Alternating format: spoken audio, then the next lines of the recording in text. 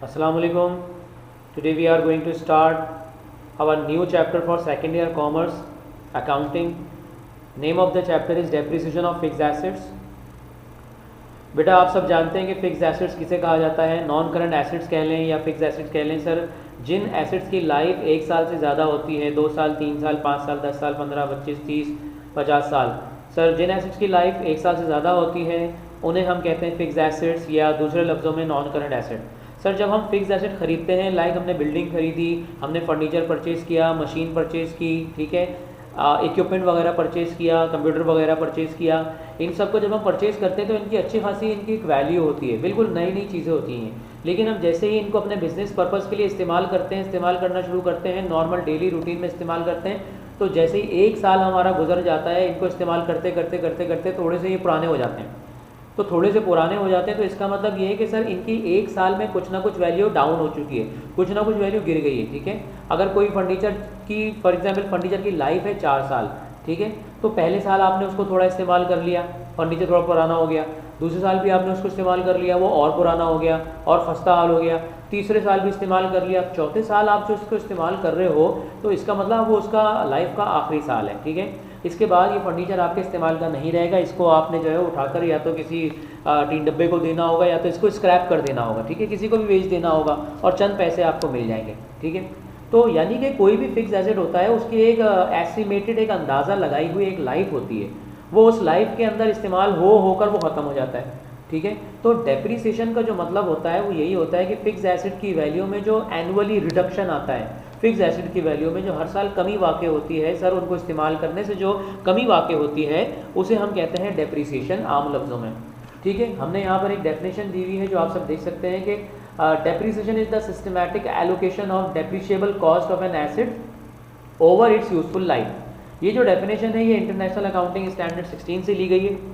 पूरी दुनिया में जो अकाउंटिंग स्टैंडर्ड पढ़ाए जाते हैं उनके मुताबिक डेप्रिसिएशन ये है कि कोई भी एसेट है, मिसाल के तौर पे हम ये कहते हैं कि हमने फर्नीचर परचेज़ किया, ठीक है, हमने फर्नीचर परचेज़ किया, फॉर एग्ज़ाम्पल उसकी 10,000 की कॉस्ट है, फर्नीचर की कॉस्ट 10,000 है और हमने अंदाज़ा लगाया उसकी लाइफ इन ईयर्स का, उसकी लाइफ का हमने फर्नीचर की लाइफ का अंदाज़ा लगाया। तो फॉर एग्ज़ाम्पल फर्नीचर 5 ईयर्स, 5 साल तक इस्तेमाल कर लेंगे, 5 साल के बाद बिल्कुल ये इसकी हालत बिल्कुल खस्ता हो जाएगी, ख़राब हो जाएगी, इसको आपको फिर बेचना ही होगा, ठीक है, स्क्रैप के तौर पे बेचना होगा, ठीक है।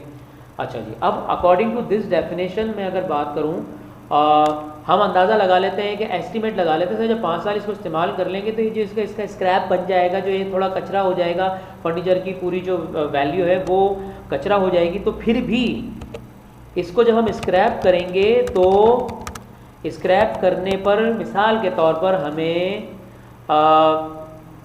1,000 रुपये मिल जाएंगे, फॉर एग्ज़ाम्पल 1,000 रुपये मिल जाएंगे, ठीक है। ये सब लाइफ की बात हो या इसके स्क्रैप वैल्यू की बात हो, ये सब हमारे आइडियाज़ होते हैं, ठीक है। हम मार्केट को देखकर, इसी जैसे फर्नीचर को देखकर उसकी हालत क्या होती है, कितने में बिक जाता है, हम प्रोफेशनल लोगों से जो इस काम में इन्वॉल्व होते हैं उनसे इसकी वैल्यू लगवाते हैं, लाइफ का अंदाज़ा लगवाते हैं। अब हम अगर बात करें कि सर देखें 10,000 का फर्नीचर है, ठीक है, 10,000 के फर्नीचर डिवाइड बाय 5, 10,000 का फर्नीचर डिवाइड बाय 5, इसका मतलब ये होगा कि सर 2,000 रुपए की वैल्यू हर साल गिरेगी। पहले साल 2,000 की वैल्यू गिरेगी, दूसरे साल 2,000 की वैल्यू गिरेगी, तीसरे साल 2,000 की वैल्यू गिरेगी, चौथे साल 2,000 की वैल्यू और 5वें साल 2,000 की वैल्यू गिरेगी। इस तरीके से आप ये देख सकते हैं कि 5 साल में 2-2 हज़ार करके वैल्यू गिर रही है, ठीक है। लेकिन आप एक बात ज़रा गौर करें, अगर ये 2-2 हज़ार करके वैल्यू गिर जाएगी तो 5वें साल तक तो समझ लें आपने पूरे फर्नीचर की वैल्यू 10,000 को आपने ख़त्म कर दिया, आपने 10,000 का पूरा फर्नीचर इस्तेमाल कर लिया। लेकिन हमने ऊपर क्या शो कराया है कि भाई हमारा अंदाज़ा है कि 1,000 की value at the end of 5 year हमारी बच जाएगी। तो हमें एक चेंज लाना पड़ेगा यहाँ फार्मूले के अंदर कि सर 10,000 में से 1,000 की वैल्यू को आप हटा दें, क्योंकि 10,000 में से 1,000 की वैल्यू तो आपको मिल ही जाएगी at the end of the life.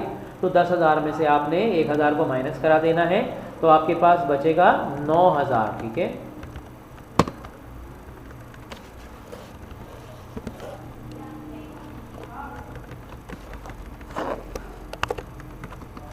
तो अगर मैं 10,000 में से 1,000 निकाल वो तो बचा 9,000, तो 9,000 डिवाइडेड बाय 5, तो 9,000 को अगर आप डिवाइडेड बाय 5 करेंगे तो इट विल बी 1800। यानी इस हिसाब से अगर आप मानते हैं कि 1,000 की वैल्यू स्क्रैप की बच जाएगी तो हर साल जो वैल्यू गिरेगी वो कितनी गिरेगी, 1800 1800 1800, राइट। 1800 1800 करके वैल्यू अगर 5 साल में गिर जाएगी तो इस तरीके से 5वें साल तक आपने 9,000 की वैल्यू को गिरा दिया। 9,000 की वैल्यू इसकी रिड्यूस हो जाएगी आपके अंदाजे के मुताबिक, जो आपका अंदाज़ा था। फिर at the end of 5th year आपका जो जिस हाल में भी फर्नीचर पड़ा हुआ है वो 1,000 में आपका बिक जाएगा, ठीक है। तो जो 1,000 की वैल्यू बच गई है वो वही वाली वैल्यू बच गई है जो आपने स्क्रैप के तौर पर माइनस करा दी थी, ठीक है। स्क्रैप वैल्यू को हम समटाइम जो है वो सैल्वेज वैल्यू भी बोलते हैं, समटाइम रेजिडुअल वैल्यू भी बोलते हैं, रेजिडुअल, ठीक है। ये तीनों नाम इसी के ही हैं। तो अब हम अगर बात करें, डेफिनेशन में लिखा था कि depreciation is the systematic allocation, system के तहत एलोकेशन का नाम है। ये जो हमने किया है 1800 1800 1800, ये एलोकेशन तो है, ये डिस्ट्रीब्यूशन तो है। ये हमने किस चीज़ की डिस्ट्रीब्यूशन किया है सर, हमने 9,000 के 5 टुकड़े कर दिए। 9,000 डिवाइड बाय 5 बना था 1800, सर 9,000 के 5 टुकड़े कर दिए, डिवाइड बाय 5 कराया। 9,000 क्या था सर, 10,000 में से 1,000 निकाल दिया।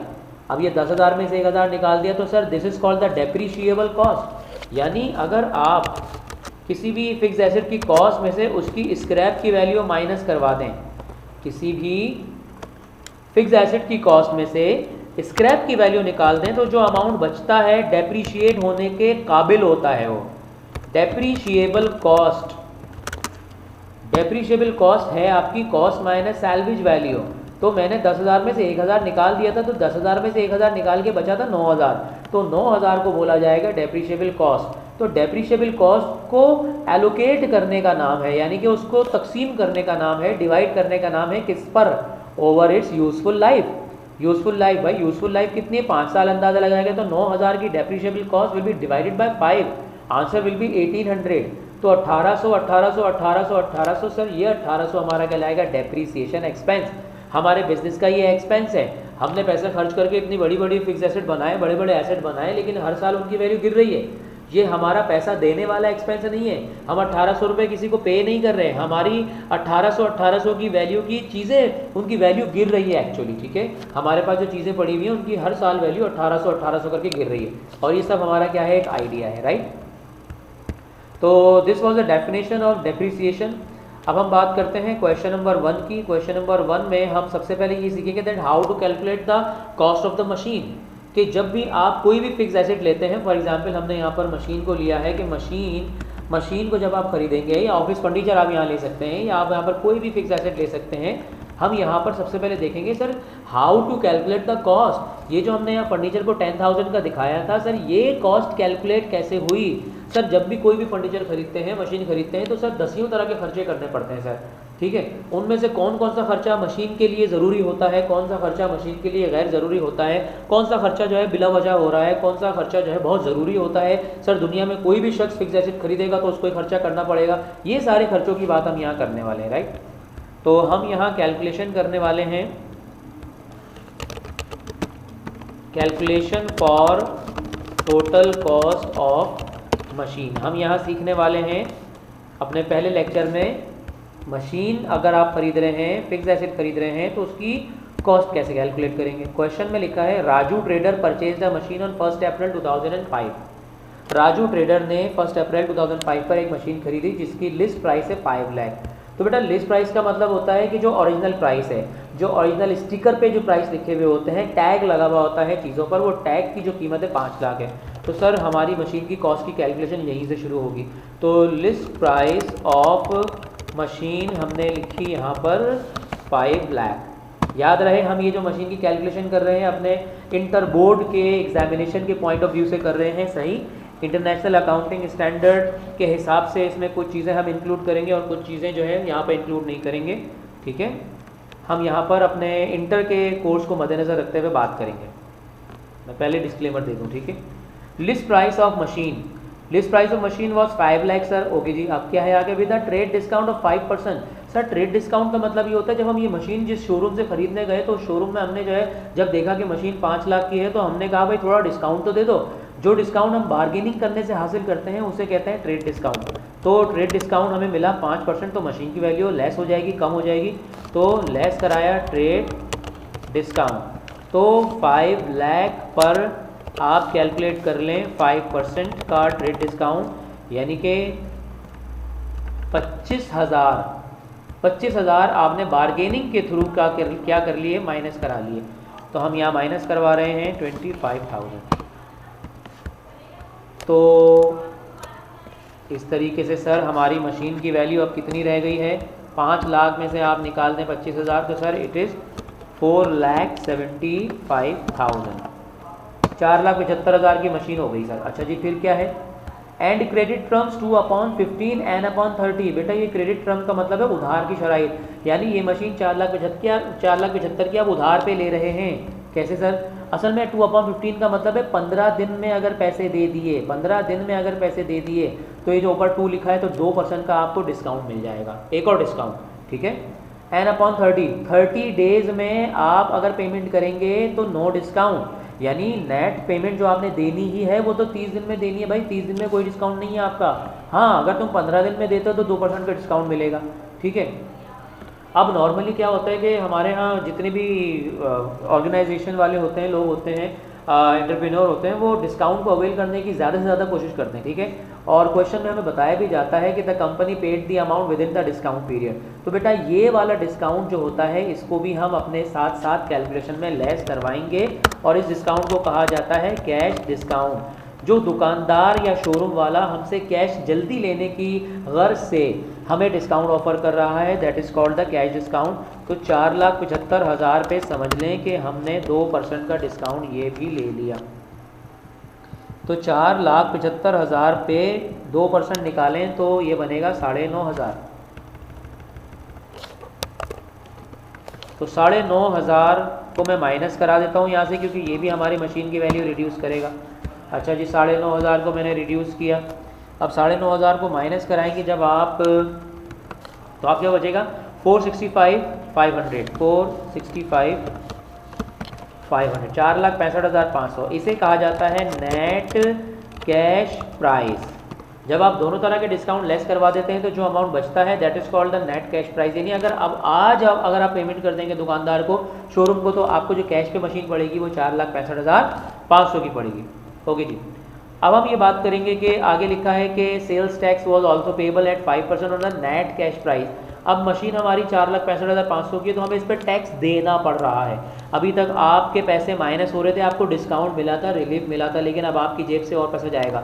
जब भी आप कोई भी चीज़ खरीदने जाते हैं सर, जब भी कोई भी चीज़ आप इस्तेमाल करेंगे, ऐसी चीज़ खरीदने जा रहे हैं, लाइक कोई भी खाने की चीज़ खरीद रहे हैं, कोई भी इस्तेमाल की चीज़, साबुन खरीद रहे हैं, शैम्पू खरीद रहे हैं, वट एवर, कंप्यूटर खरीद रहे हैं, मशीन खरीद रहे हैं, उस पर आपको सेल्स टैक्स देना ही पड़ता है as per the government laws, ठीक है। तो हम मशीन खरीद रहे हैं तो भाई मशीन से हम पैसे कमाएंगे, अपने पाकिस्तान में अपने मशीन का प्लांट लगा रहे हैं हम यहाँ पर, उससे पैसे कमाएंगे, तो गवर्नमेंट का हिस्सा जो है हमें पहले ही देना पड़ेगा, that is called the sales tax. तो सेल्स टैक्स हमें देना पड़ रहा है सर, एक तो मशीन के पैसे देने पड़ेंगे और टैक्स के पैसे देने पड़ेंगे, तो हमारा ये खर्चा बढ़ रहा है, तो ऐड कराएंगे। तो सेल्स टैक्स को 4,65,500, 4,65,500 का 5% हमें टैक्स निकालना होगा। 4,65,500 का 5% होता है 23,275, 23,275 ये ऐड हो जाएगा इसके अंदर, तो हमारा बनेगा अमाउंट 488,775, 488,775। इसे हम कहते हैं इनवॉइस प्राइस, इनवॉइस प्राइस कह लें या बिल प्राइस कह लें। जो दुकानदार शोरूम वाला हमें बिल बनाकर देंगे वो हमें बिल बना के देंगे 488,775, ठीक है। ओके जी, अब आगे क्या है, आगे लिखा है कि the company paid the amount with in the discount period, हमने पहले पढ़ लिया था। The following expenditure were incurred on the machine. अब मशीन को, अब आपने ये सोचना है कि देखें आप शोरूम से अब आप निकल रहे हैं, मशीन को लोड करेंगे, रास्ते में आएंगे बाय रोड या बाय सी या बाय एयर, आप उसको लेकर आएंगे मशीन को, वट एवर आपके 10 तरह के खर्चे होंगे। अब आपको नीचे लाइन से खर्चे बताए जा रहे हैं इनमें दो तरह के खर्चे आएंगे, कुछ ज़रूरी खर्चे आएंगे जिनको मशीन की कॉस्ट में ऐड कराएंगे। जो ज़रूरी खर्चे होंगे उन्हें हम कहेंगे डायरेक्ट एक्सपेंसेस। जो ज़रूरी खर्चे होंगे जिनको मशीन की वजह से ही किया जा रहा होगा, जो मशीन की वजह से ही हो रहे हैं, दुनिया में हर कोई जो भी शख्स मशीन खरीदेगा उसको ये खर्चे करने ही पड़ेंगे, लाइक ट्रांसपोर्टेशन वगैरह, तो उन्हें हम डायरेक्ट एक्सपेंस कहेंगे। और जो एक्स्ट्रा एक्सपेंसेस होंगे जो मशीन के यूज़ इस्तेमाल करने से रिलेटेड होंगे उन्हें हम अलहदा लिखेंगे, उन्हें हम कहेंगे इनडायरेक्ट एक्सपेंसेस। उन्हें मैं अलहदा से यहाँ लिख लूँगा, ठीक है, उन्हें मैं यहाँ मेन कैलकुलेशन में नहीं लूँगा।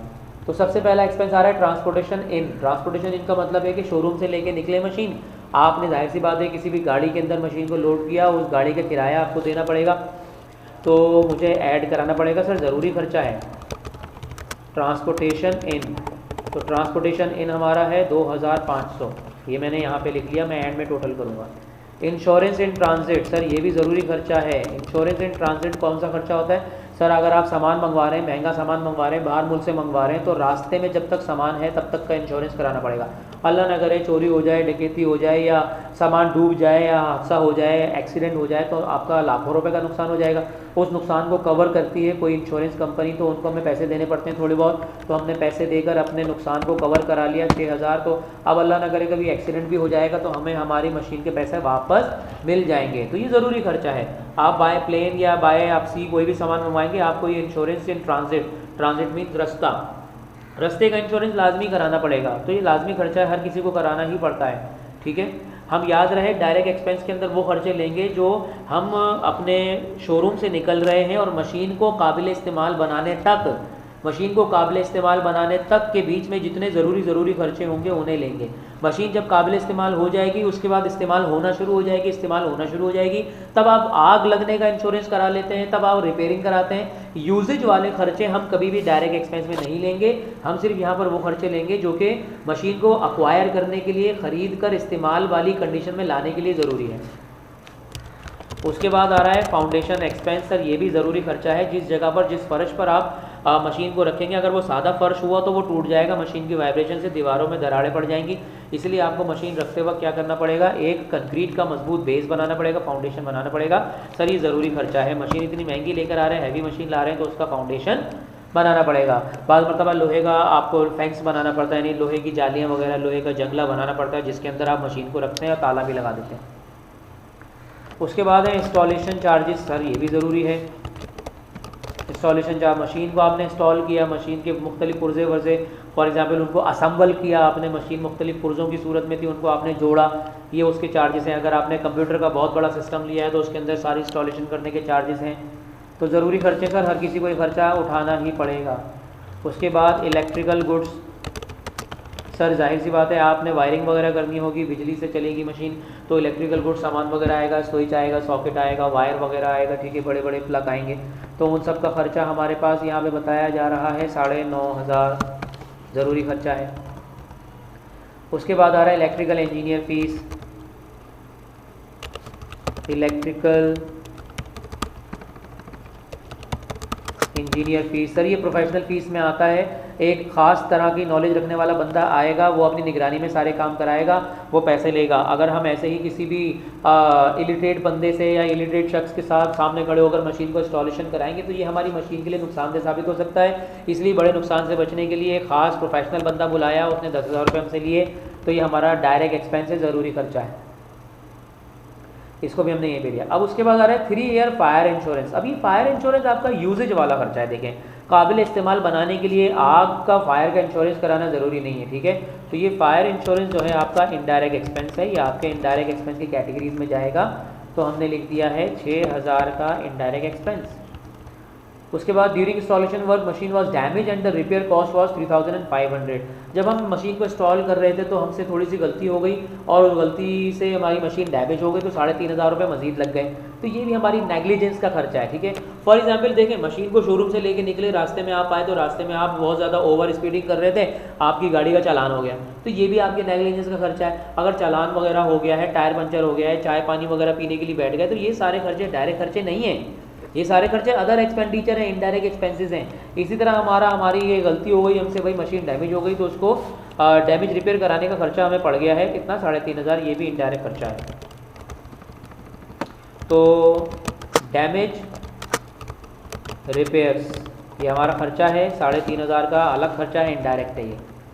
मशीन को एक काबिल इस्तेमाल बनाने के लिए ज़रूरी नहीं है हर किसी का ये खर्चा हो, हर कोई रिपेयरिंग करे, हर कोई जो है वो इसको ख़राब भी कर दे, हर कोई डैमेज कर दे, ये हमसे गलती हो गई सर। उसके बाद है lubrication and service charges after use of 6 month 5,000, ठीक है। 6 महीने इस्तेमाल करने पर 5,000 रुपये के जो है हमने क्या कर दिए हैं हमने पे कर दिए हैं अपने सर्विस चार्जेस। ऑयलिंग वगैरह होगी, मशीन के मुख्तलिफ पार्ट्स हैं, वहाँ ऑयल लगाया जाएगा, ग्रीस लगाया जाएगा, रबड़ वगैरह है, बेल्ट वगैरह है, उसको चेंज करना पड़ता है, मशीनें चलती हैं। तो सर ये भी इस्तेमाल से ताल्लुक़ रखता है खर्चा। तो सर्विस चार्जेस है बेसिकली, मशीन सर्विस चार्जेस। तो सर ये भी हमारे मशीन को काबिल इस्तेमाल बनाने वाला चार्जेस तो नहीं है ना, ठीक है, ये तो हमें बार बार देने ही पड़ेंगे, तो इसलिए हमारा ये इनडायरेक्ट खर्चा है। उसके बाद लाइसेंस फ़ीस फॉर ड्राइवर, जो मशीन को चलाएगा वो 15 हमने उसका लाइसेंस बनवाया, ठीक है, तो 1,500 रुपये उस पर लगे। तो अगेन वही वाली बात आ गई, मशीन को अक्वायर करने का खर्चा नहीं है, मशीन को ख़रीदने के लिए हमने लाइसेंस नहीं लिया है, मशीन को चलाने का लाइसेंस है। यूज़ वाले सारे खर्चे, यूज़ से रिलेटेड सारे खर्चे इनडायरेक्ट हैं। लाइसेंस फ़ीस हमारा जो है इनडायरेक्ट खर्चा है। तो इस तरीके से हमने क्या किया, डायरेक्ट खर्चे अलग कर दिए। अब मैं क्या कर रहा हूँ, डायरेक्ट खर्चों का सम अप कर रहा हूँ। इन तमाम डायरेक्ट खर्चों का मैं टोटल लेता हूँ तो 33,500 बनता है। इनको बॉक्स में ले लेता हूँ मैं, और इनका टोटल मैंने मेन कैलकुलेशन में लिखा 33,500। और अब मैं जो हमारी शोरूम की वैल्यू थी, शोरूम पर हमें मशीन पड़ी थी 488,775, उसके अंदर में ये टोटल डायरेक्ट एक्सपेंसेस को मैं सम अप करा दूंगा, ठीक है, टोटल डायरेक्ट एक्सपेंसेस को मैं सम अप करवा दूंगा। तो आइए देखते हैं सर, 488,775 में जब 33,500 ऐड करें, ये बनेगा 5,22,275, ठीक है जी। तो दो तरह के एक्सपेंसेस को हमने ऐड ऑन कराया, एक तो जो शोरूम पे हमें मशीन पड़ी थी 488,775, उसमें 33,500 के एक्सपेंसेस को हमने ऐड करा दिया। Now this is called the total cost of the machine. अब हम किसी को भी बताएंगे कि मशीन कितने की पड़ गई, तो हम बोलेंगे sir total cost of the machine is 5,222,75, 5,22,275, 5,22,275। सो बच्चों ये हमारा है पहला लेक्चर डेप्रिसिएशन का। आपको इसको अच्छी तरीके से याद करना है, देखना है। इंशाल्लाह सेकंड लेक्चर के अंदर इसको हम आगे बढ़ाएंगे, इसी क्वेश्चन को आगे बढ़ाएंगे, ठीक है। इस क्वेश्चन को अच्छी तरीके से देखिए, कैलकुलेशन ऑफ मशीन को अच्छी तरह से याद कीजिए। इंशाल्लाह नेक्स्ट क्लास में मुलाकात होगी। टिल देन अल्लाह हाफिज़।